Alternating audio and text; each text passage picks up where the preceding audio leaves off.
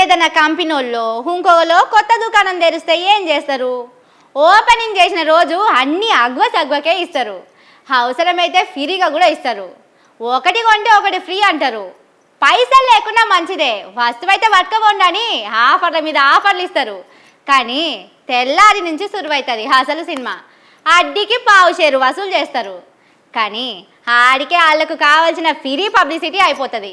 ఇప్పుడు same to same మన రాష్ట్రంలో కూడా ఇదే అవుతున్నదట. పని తక్కువ చేయాలి, పబ్లిసిటీ జోరుగా ఎట్లా చేసుకోవాలన్న ముచ్చట మన రేవంత్ సార్ దగ్గర మస్తు నేర్చుకోవచ్చునుల్లా.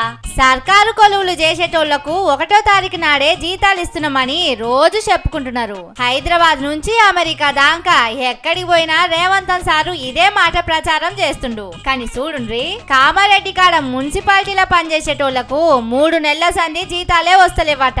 మాటలతోని ఇనేతట్టు లేరని మున్సిపల్ ఆఫీస్ ముంగట ఇట్లా ధర్నాకు కూర్చున్నారు.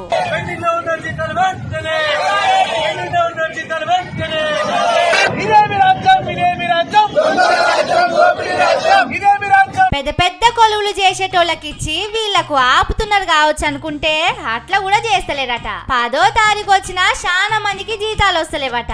మరి సర్కారోళ్ళేంది అట్లా చెప్పుకుంటున్నారేందని చూస్తే ఒక్కో నెల ఒక్కో ఆఫీస్ వాళ్ళకు 1వ తారీఖు నాడు జీతం ఇస్తున్నారట. ఈ నెల కరెంట్ వాళ్ళకు 1వ తారీఖుకే జీతం ఇచ్చిండ్రు. కానీ పోయిన నెల 7వ తారీఖు నాడు వచ్చిందట. వచ్చే నెల కూడా అట్లనే చేస్తారన్నట్టు. కానీ సర్కారోళ్ళ ఈకమతులు చూడుండ్రి, అందరికి ఎట్లియాలనే దానికంటే కొందరికే ఇచ్చి అందరికి ఇచ్చినట్టు పబ్లిసిటీ ఎట్లా చేసుకోవాలనే దాని మీదనే బాగా మనసు పెట్టి పని చేస్తున్నట్టున్నారు.